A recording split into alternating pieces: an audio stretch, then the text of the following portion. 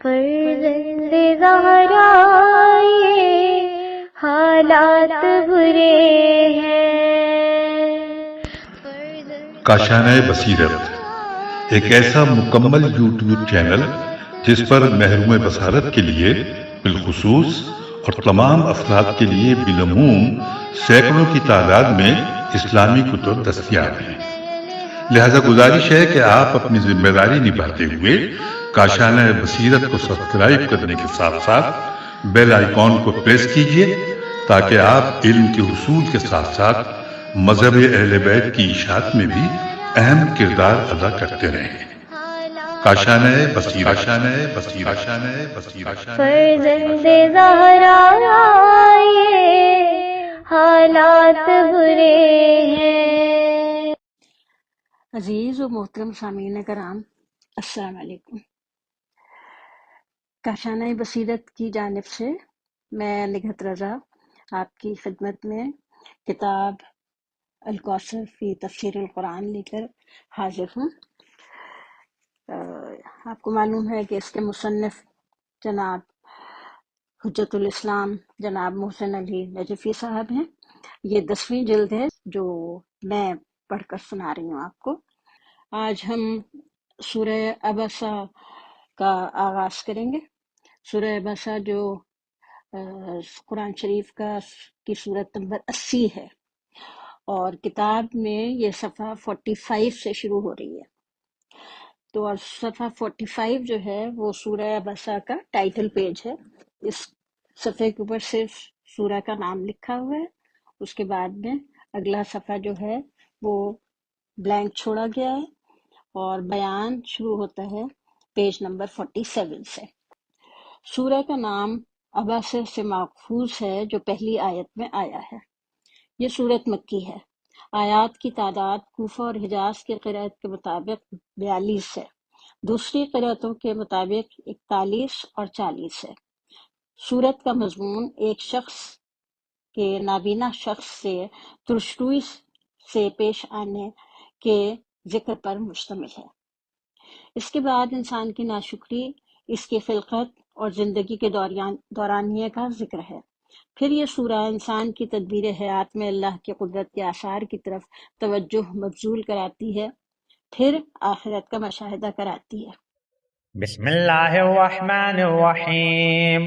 عبس وتولی ان جاءہ الاعمی۔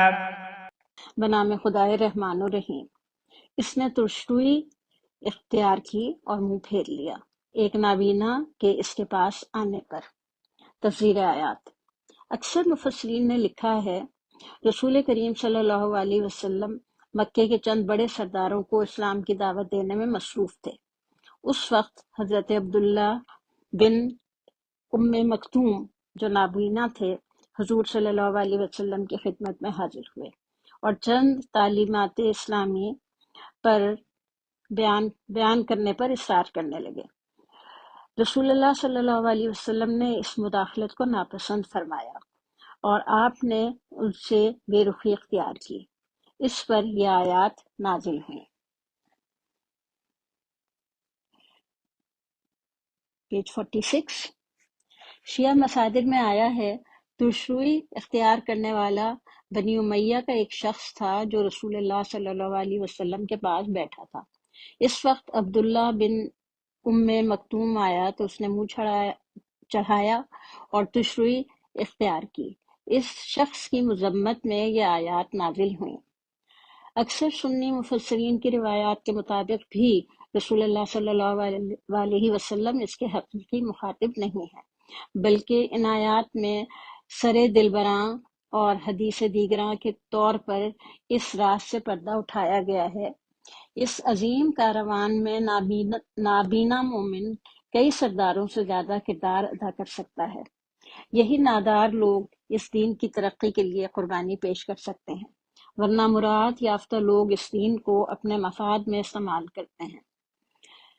اس قسم کا طرز خطاب قرآن میں بہت زیادہ ہے کہ مخاطب رسول اللہ صلی اللہ علیہ وسلم کو قرار دیا گیا، جبکہ دوسروں کو سنانا مقصود ہے۔ چنانچہ فرمایا لئن اشرکت لِيَحْبِطَنَّ عَمَلُكَ، جس کا ترجمہ ہے اگر تم نے شرک کیا تو تمہارا عمل ضرور ہبط ہو جائے گا۔ یہ دلیل کے طور پہ جو ریفرنس آیا ہے اس وقت وہ آیا ہے سورہ زمر سے کی آیت نمبر 65 سے۔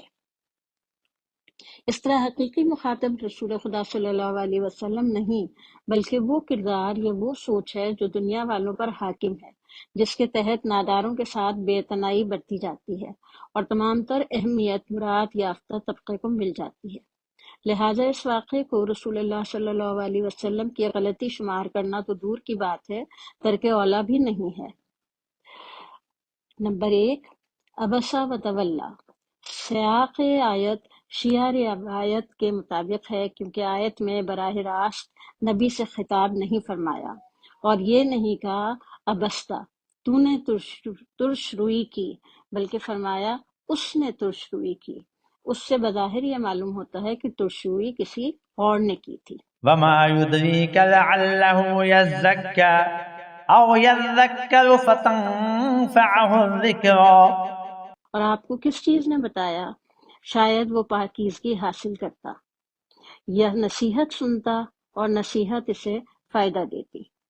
تفسیر آیات۔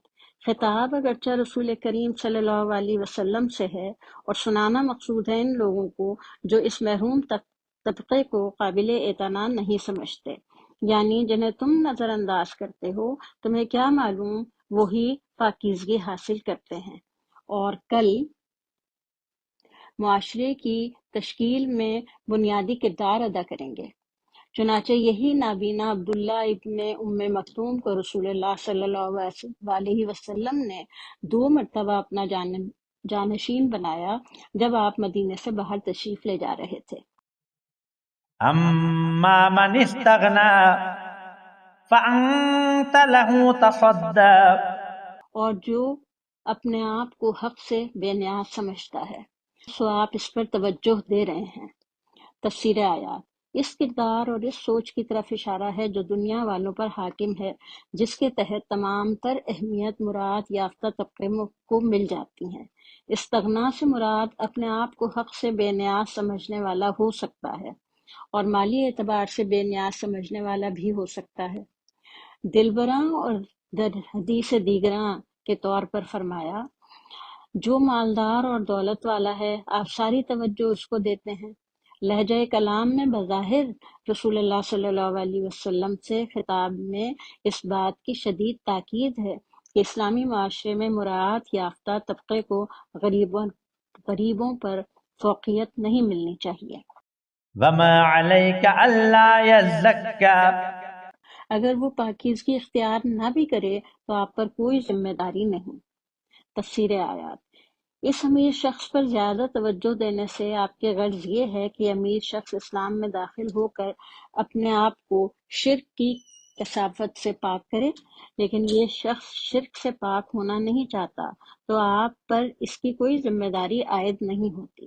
آپ کے ذمے غیر مبہم الفاظ میں حق کا پیغام پہنچانا ہے۔ وَأَمَّا مَن جَاءَكَ يَسْعَىٰ وَهُوَ يَخْشَىٰ فَأَنتَ عَنْهُ تَلَهَّىٰ۔ اور لیکن جو آپ کے پاس دوڑتا ہوا آیا اور وہ خوف خدا بھی رکھتا تھا، اس سے تو آپ بے رخی کرتے ہیں۔ تفسیر آیات۔ نمبر 1، مراعات یافتہ شخص کا تقابل ایک مومن کے ساتھ ہو رہا ہے۔ وہ مراعات یافتہ شخص اپنی امیری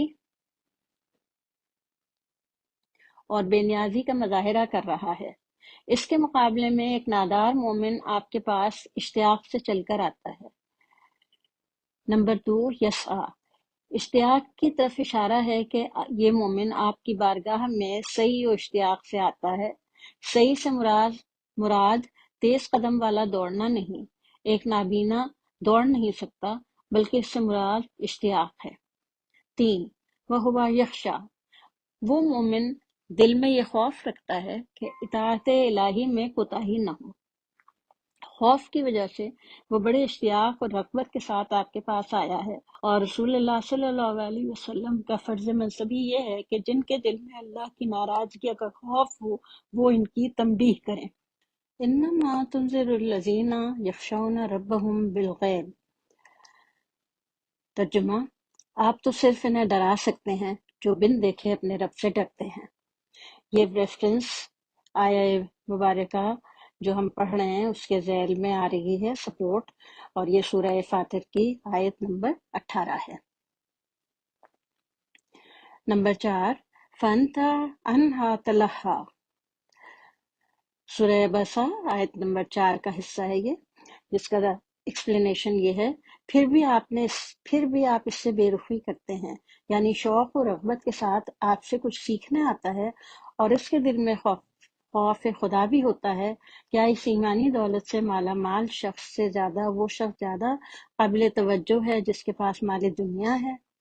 یہ آیت بھی اور اس کردار اور اس سوچ کی طرف اشارہ ہے جو دنیا والوں پر حاکم ہے، جس کے تحت تمام تر اہمیت مراعات یافتہ طبقے کو مل جاتی ہیں۔ کلا انها تذکرہ فمن شاء ذکرہ۔ ایسا درست ہرگز نہیں، یہ آیات یقیناً نصیحت ہیں، بس جو چاہے انہیں یاد رکھے۔ تفسیر آیات۔ نمبر 1، کلا، ایسا ہرگز نہیں کہ اس قرآن کی حقانیت سے مراعات یافتہ لوگوں کے ایمان لانے پر موقوف ہو۔ نمبر 2، انہا تذکرہ، یہ آیات نصیحت ہیں، ان آیات کا مخاطب انسان کا ضمیر اور قلب ہے، لہٰذا ان آیات کی پوری توجہ پاکیزہ ضمیر والوں پر ہے جو راہ حق پر آنے کی خواہش رکھتے ہیں۔ ہدایت ان لوگوں کو ملے گی جو ہدایت چاہتے ہیں، جن کے قلب و ضمیر مردہ اور ہدایت کے خواہاں نہ ہوں وہ ہدایت حاصل نہیں کریں گے۔ اِنَّکَ لَتَہْدِی مَنْ أَحْبَبْتَ وَلَکِنَّ اللَّهَ یہدی مَن یشاء وَهُوَ أَعْلَمُ بِالْمُہْتَدِینَ۔ یہ دوسرا ریفرنس آ رہا ہے سورہ قصص کی 56 آیت نمبر سے، جس کا ترجمہ ہے، اے رسول، آپ چاہتے ہیں اسے ہدایت نہیں کر سکتے، لیکن اللہ جسے چاہتا ہے ہدایت دیتا ہے، اور وہ ہدایت پانے والوں کو خوب جانتا ہے۔ اب ہم پیج نمبر 50 سے 51 پر پہنچ گئے ہیں۔ فی صحف مکرمہ مرفوعۃ مطہرہ، یہ محترم صحیفوں میں ہے جو بلند مرتبہ پاکیزہ ہیں۔ تفسیر آیات۔ یہ قرآن ایسے صحیفوں میں مدون ہے جو مکرم اور قابل ستائش ہیں۔ یہ قابل ستائش صحیفے کون سے ہیں جس میں قرآن پہلے سے مدون ہے؟ بعض کے نزدیک یہ لوح محفوظ ہے، چنانچہ فرمایا بل ہوا قرآن مجید فی لوح محفوظ، پہلا ریفرنس جس کا ترجمہ ہے بلکہ یہ قرآن بلند پایا ہے، لوح محفوظ میں ثبت ہے، اور یہ ریفرنس آ رہا ہے سورہ بروج کی آیت نمبر 21 اور 22 سے۔ اس سے یہ بات سامنے آتی ہے کہ قرآن عرضی صحیفوں سے پہلے ملکوتی صحیفوں میں مدون تھا۔ سورہ اعلیٰ آیت نمبر 18 میں فرمایا ان ھذا لفی الصحف الاولیٰ صحف ابراہیم و موسیٰ۔ یہ دوسرا ریفرنس ہے جس کا ترجمہ ہے پہلے صحیفوں میں بھی یہ بات مرقوم ہے، ابراہیم اور موسیٰ کے صحیفوں میں، اور اس دوسرا ریفرنس جو ہے وہ آ رہا ہے سورہ اعلیٰ کی آیت نمبر 18 اور 19 سے۔ قرآن میں جب یہ صراحت موجود ہے کہ قرآن لوح محفوظ میں ہے تو یہ کہنا درست نہیں ہے کہ لوح محفوظ صرف ایک ہی صحیفے کا نام ہے۔ نمبر 2، مرفوع، بلند مرتبہ ہے، یا یہ کہ قرآن ہر قسم کے شبہ اور تضاد گوئی سے بالاتر ہے، یا یہ کہ قرآن انسان کی قدرت سے بالاتر ہے کہ اس جیسا بنایا جا سکے۔ نمبر 3، مطہرہ، یہ پاکیزہ کتاب ہے جس تک ناپاک ہاتھ نہیں پہنچ سکتا کہ اس میں تحریف کرے اور تبدیلی لائے۔ لا یأتیہ الباطل من بین یدیہ ولا من خلفہ، یہ تیسری آیہ مبارکہ آ رہی ہے دلالت کے طور پر، جس کا ترجمہ ہے باطل نہ اس کے سامنے سے آ سکتا ہے نہ پیچھے سے، اور یہ ریفرنس آ رہا ہے سورہ حامیم سجدہ کی آیت نمبر 42 سے۔ لا یمسہ الا المطہرون، یہ چوتھا ریفرنس آ رہا ہے جس کا ترجمہ ہے جسے صرف پاکیزہ لوگ ہی چھو سکتے ہیں، اور ریفرنس ہے سورہ واقعہ کی آیت نمبر 79 سے۔ بأيدي سفرة كرام بررة۔ یہ ایسے فرشتوں کے ہاتھوں میں ہے جو عزت والے نیک ہیں۔ تشریح کلمات، سفرہ السفر اصل میں پردہ اٹھانے کے معنوں میں ہے۔ سفر کتاب کو کہتے ہیں، اس کی جمع اسفار ہے۔ پیج 52۔ اسی سے فرستادہ کو سفیر کہتے ہیں جو مرسل کی غرض مرسل علیہ پر کھولتا ہے۔ تفسیر آیات، نمبر 1، یہ قرآن ایسے فرشتوں کے ہاتھوں میں ہے جو اللہ اور انبیاء علیہ السلام کے درمیان سفارت کا کام کرتے ہیں، یعنی یہ کلام اللہ جب اللہ تعالیٰ سے صادر ہوتا ہے اور فرشتہ آئے وحی کے سپرد ہو جاتا ہے تو وہ اسے انبیاء کرام تک پہنچا دیتے ہیں۔ لا یسبقونہا بالقول وہم بامرہ یعملون، یہ ریفرنس آ رہا ہے جس کا ترجمہ ہے وہ اللہ کے حکم سے پہلے بات بھی نہیں کرتے اور اسی کے حکم کی تعمیل کرتے ہیں، اور یہ ریفرنس آ رہا ہے سورہ انبیاء کی آیت نمبر 27 سے۔ سفارت سے مراد سفیر لینا ہی مناسب ہے چونکہ فرشتے پیغام رسانی کا کام کرتے ہیں۔ اللہ یصطفیٰ من الملائکۃ رسلا ومن الناس، یہ دوسرا ریفرنس آ رہا ہے آیہ مبارکہ کی دلالت میں جس کا ترجمہ ہے اللہ فرشتوں اور انسانوں میں سے پیغام پہنچانے والا منتخب کرتا ہے، اور یہ دوسرا ریفرنس جو ہے یہ آ رہا ہے سورہ حج کی آیت نمبر 75 سے۔ بعض مترجمین اور مفسرین نے سفارتن سے مراد کاتبین لیے ہیں جن کا سیاق آیت سے کوئی ربط نہیں ہے۔ اس سے بھی بعید تر ان لوگوں کا خیال ہے کہ اس سے مراد قارئین اور کاتبین قرآن ہے۔ نظریے کی نفی اس حدیث سے ہوتی ہے جس میں فرمایا مثل الذی یقرأ القرآن وہو حافظ لہ ما سفرۃ الکرام البررہ، یہ تیسرا ریفرنس جو ہے یہ آ رہا ہے صحیح بخاری سے جس کا ترجمہ ہے جو قرآن کی قرأت کرتا ہے اور اس کے احکام کی حفاظت بھی کرتا ہے وہ سفر الکرام البرارہ کے ساتھ ہوگا۔ حضرت امام جعفر صادق علیہ السلام سے روایت ہے الحافظ القرآن والعامل بہ مع سفرۃ الکرام البرارہ، جس کا ترجمہ ہے جو قرآن حفظ کرتا ہے اور اس پر عمل کرتا ہے وہ ان کے ساتھ ہوگا جو سفر کرام سے متصف ہیں۔ اس کا مطلب یہ ہوا کہ یہ لوگ خود سفرۃ الکرام نہیں ہیں۔ آیت نمبر 2، ایکسپلینیشن نمبر 2، کرامن برارہ، یہ سفیران وحی، کرام یعنی قابل ستائش، عزت والے ہیں، برارہ نیکی کرنے میں کسی قسم کی کوتاہی نہیں کرتے بلکہ فراوان اور وسیع نیکی کرنے والے ہیں۔ چونکہ برہ میں وسعت کے معنی پائے جاتے ہیں۔ قتل الإنسان ما أكفره۔ ہلاکت میں پڑ جائے یہ انسان، یہ کس قدر ناشکرا ہے۔ تفسیر آیات، قتل الانسان کہتے ہیں کہ یہ جملہ عربی محاورے میں اس سے پہلے استعمال نہیں ہوا۔ یہ شدید عذاب کے لیے ایک بد دعا ہے چونکہ انسان کے لیے اس کی زندگی چھیننے سے بدتر عذاب نہیں۔ قتل الانسان ایسے ہیں جیسے ہم مرتبات کہتے ہیں۔ نمبر 2، ما اکفرا، یعنی مرتبات یہ شخص کس قدر ناشکرا ہے یا کس قدر کفر کرتا ہے۔ ما اکفرا کی ترکیب تعجب کے لیے استعمال ہوتی ہے، وجہ تعجب اگلی آیات میں بیان ہوئی ہے۔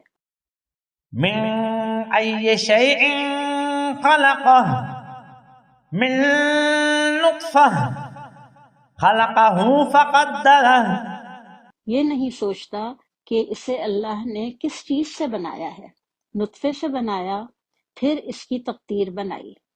تفسیر آیات: من نطفت خلقا، اللہ نے اسے ایک نطفے سے خلق کیا ہے جو نہایت حقیر اور ناتوان تھا، اور نطفے کی حالت میں اس کی کوئی حیثیت نہ تھی، اسے اللہ ہی نے ایک حیثیت والی مخلوق بنایا۔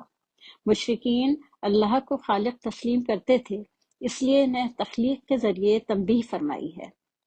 نمبر 2، فقدرہ، اللہ نے انسان کو خلق فرما کر اپنے حال پر نہ چھوڑا، بلکہ اس کی تخلیق کے بعد اس کی قدرت کے ماورا اس کی بقا اور ارتقاء کے لیے ضروری نظام وضع فرمایا، جیسا کہ ارشاد فرمایا ہے قَدْ جَعَلَ اللَّهُ لِكُلِّ شَيْءٍ قَدَرًا۔ یہ پہلا ریفرنس ہے جس کا ترجمہ ہے بتحقیق اللہ نے ہر چیز کے لیے ایک اندازہ مقرر کیا ہے۔ مزید تشریح کے لیے سورہ طلاق آیت نمبر 2 اور سورہ طٰہٰ آیت نمبر 50 ملاحظہ فرمائیے۔ اور یہ ریفرنس جو آیت کوٹ کی گئی تھی اس کا ریفرنس ہے سورہ طلاق کی آیت نمبر 3۔ ثم السبیل یسرہ. پھر اس کے لیے راستہ آسان بنا دیا۔ تفسیر آیات: انسان کے لیے جب تقدیر بنائی اور اس کی زندگی کے لیے نظام بنایا تو یہ تقدیر انسان کی خود مختاری کے منافی اور متضاد نہیں ہے۔ تقدیر کے ساتھ اس کی ہدایت کا راستہ آسان بنا دیا ہے اور سبیل ہدایت خود اس کے وجود میں میسر فرمائی ہے۔ پیج 54، وَنَفْسٍ وَمَا سَوَّاهَا فَأَلْهَمَهَا فُجُورَهَا وَتَقْوَاهَا۔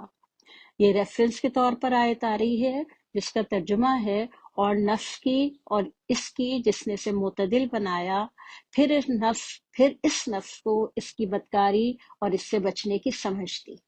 اور یہ ریفرنس آ رہا ہے سورہ شمس کی آیت نمبر 7 اور 8 سے۔ اس آیت میں واضح طور پر بتایا ہے کہ نفس کی تخلیق کے بعد اللہ تعالیٰ نے اس میں خیر و شر، پاکیزگی اور پلیدی، فسق و فجور اور تقوی کی سمجھ ودیت فرمائی ہے، لہذا انسان کو اچھائی اور برائی کی پہچان کے لیے دور جانا نہیں پڑتا، خود انسان کے نفس میں اس کی رہنمائی موجود ہے۔ البتہ یہ نفس رہنمائی کے قابل اس وقت ہوگا جب اسے پاک اور شفاف رکھا جائے۔ قَدْ أَفْلَحَ مَن تَزَكَّىٰ، دلالت کے لیے ایک اور ریفرنس آ رہا ہے، اور یہ دوسرا ریفرنس جو ہے اس کا ترجمہ ہے تحقیق جس نے اسے پاک رکھا کامیاب ہوا، اور یہ ریفرنس آ رہا ہے سورہ شمس سے آیت نمبر 9۔ ثم اماتہ فاقبرہ. پھر اسے موت سے دوچار کیا، پھر اسے قبر میں پہنچا دیا۔ تفسیر آیات: نمبر 1، اماتہ، یہ کافر انسان نہیں دیکھتا کہ وہ تدبیر الہی کے ہاتھوں کس قدر بے بس ہے کہ اس سے اللہ زندگی چھین لیتا ہے اور وہ بدبودار مردار کی صورت اختیار کر لیتا ہے۔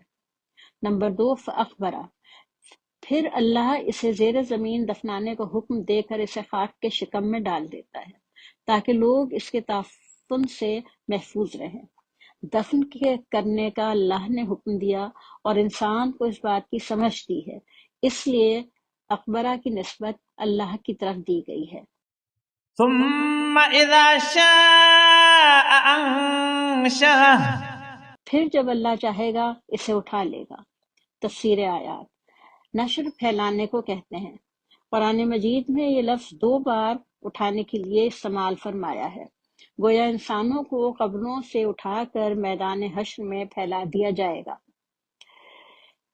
اذا شاء، جب چاہے، اس لیے فرمایا کہ قیامت کا برپا ہونا صرف علم خدا میں ہے۔ کلا لما یقض ما امرہ. ہرگز نہیں، اللہ نے جو حکم اسے دے دیا تھا اسے اس نے پورا نہیں کیا۔ تفسیر آیات: نمبر 1، کلا، یہ حرف ردع و زجر ہے اور سابقہ کلام کی نفی کے لیے آتا ہے۔ اس جگہ کلا کی تفسیر میں دشواری پیش آئی ہے۔ میرے نزدیک یہ کلا کافر کے ذہن میں اٹھنے والے ایک سوال کا جواب ہے کہ مرنے کے بعد کافر یہ تمنا کرے گا کہ نجات کا کوئی راستہ مل جائے۔ جواب آئے گا کلا، یعنی ہرگز نہیں، یعنی نجات کا کوئی راستہ نہیں جب تک امر خدا کی تعمیل نہ ہو جائے۔ لما یکف ما امرا قرینہ ہے اس سوال پر، جیسا کہ دوسری جگہ فرمایا حتی اذا جاء احدهم الموت قال رب ارجعون لعلی اعمل صالحا فیما ترکت کلا۔ یہ ریفرنس آ رہا ہے سورہ مومنون کی آیات نمبر 99 اور 100 سے، اور اس کا ترجمہ ہے یہ غفلت میں پڑے ہیں یہاں تک کہ جب ان میں سے کسی کو موت آ لے گی تو وہ کہے گا پروردگار مجھے واپس دنیا میں بھیج دے جس دنیا کو چھوڑ کر آیا ہوں، شاید اس میں عمل صالح بجا لاؤں۔ ہرگز نہیں، چونکہ عمل صالح اور ما امرا دونوں عبارتوں کا مضمون ایک ہے، چونکہ جس کا حکم اللہ دیتا ہے وہ عمل صالح ہوتا ہے۔ ہم اپنے آج کی نشست ختم کرتے ہیں اور انشاءاللہ اگلی نشست کے لیے پھر دوبارہ آپ کی خدمت میں حاضر